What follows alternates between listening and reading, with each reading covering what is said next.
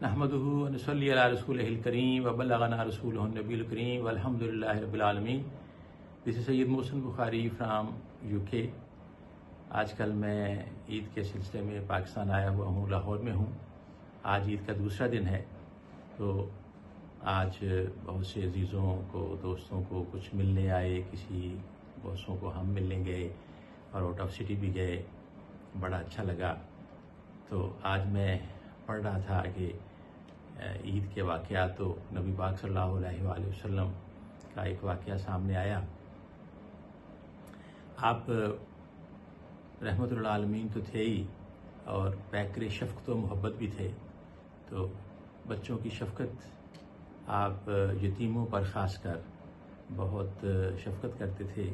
ایک واقعہ آتا ہے کہ آپ سواری پہ جا رہے تھے تو ایک یتیم بچے کو دیکھا، تو آپ سواری سے اترے، اس کے سر پر دست شفقت رکھا، اس کے گھر اپنے گھر لے کے آئے، اس کو پیار کیا، اس کو لباس پہنایا۔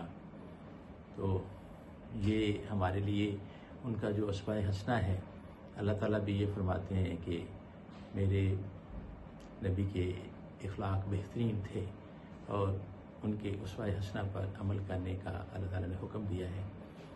تو ایک واقعہ آتا ہے کہ آپ اپنے نواسوں سے بھی بہت محبت کرتے تھے۔ ایک عید کا دن تھا، تو آپ نواسوں کے ساتھ حضرت امام حسن اور حضرت امام حسین علیہ السلام کے ساتھ عید پڑھنے کے لیے جا رہے تھے، تو دیکھا کہ بہت سے لوگ اپنی سواریوں پہ عید کے لیے جمع ہو رہے ہیں۔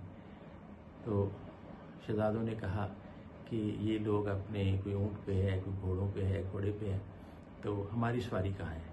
تو نبی پاک صلی اللہ علیہ وسلم نے بہت شفقت بھرے انداز سے اپنے کاندھوں کو جھکا دیا اور شہزادوں کو اپنے کاندھوں پر سوار کر لیا۔ ایک پہ امام حسن علیہ السلام اور ایک پہ امام حسین علیہ السلام سوار تھے۔ جب آگے چلے تو شہزادوں نے دیکھا کہ لگام، لوگوں نے اونٹ کی یا گھوڑے کی لگام پکڑی ہوئی ہے، اور اس کو جس طرف کو موڑنا چاہتے ہیں موڑ بھی لیتے ہیں۔ تو کہا کہ نانا جان، ہماری لگام کہاں ہے؟ سبحان اللہ۔ تو نبی پاک صلی اللہ علیہ وآلہ وسلم نے اپنی زلفوں کو ان کے ہاتھوں میں دے دیا، اور وہ زلفیں جن کی اللہ تعالیٰ تعریف فرماتے ہیں قرآن پاک میں، تو وہ زلفیں شہزادوں کے ہاتھ میں تھیں، اور کہا کہ آپ جس طرف کو مجھے موڑنا چاہو میں مڑ جاؤں گا۔ تو ایسے ہی چلتے رہے۔ تو ایک واقعہ اور آتا ہے کہ ایک صحابی نے پوچھا کہ یا رسول اللہ، کتنی اچھی سواری ہے؟ تو آپ نے کہا کہ یہ کیوں نہیں کہتے کہ سوار کتنے اچھے ہیں؟ تو آپ یہ بتا رہے تھے صحابہ کرام رضوان اللہ علیہم اجمعین کو کہ یہ نوجوان جنت کے سردار ہیں، اور میں ان سے کس طرح شفقت و محبت کر رہا ہوں، اور ان کے ساتھ کتنا پیار کر رہا ہوں۔ تو ایک دفعہ آپ مسجد میں نماز پڑھا رہے تھے، تو حضرت امام حسین علیہ السلام اپنے گھر سے نکلے، کیونکہ حضرت بی فاطمہ الزہرا اور مولا علیہ السلام کے گھر کا دروازہ مسجد نبی کے صحن میں کھلتا تھا۔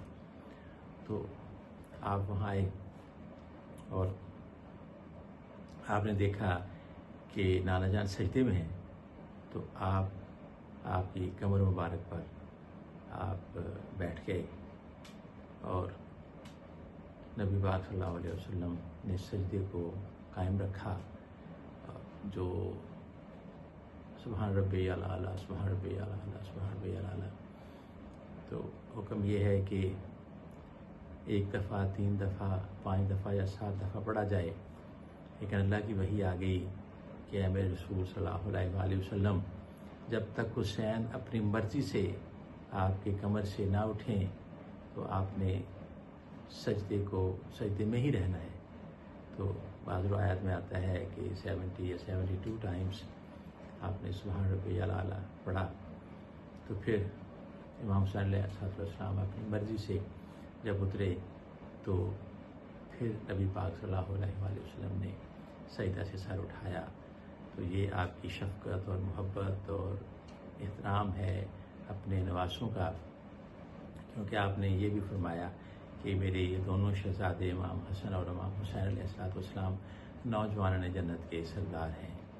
تو شروع سے ہی بتا رہے تھے کہ ان سے اس طرح ان کا احترام اور شفقت کرنی ہے جس طرح میں کر رہا ہوں۔ اللہ تعالیٰ ہمیں نبی پاک صلی اللہ علیہ وسلم کی اسوہ حسنہ پر چلنے کی توفیق عطا فرمائے۔ وما علینا الا البلاغ المبین۔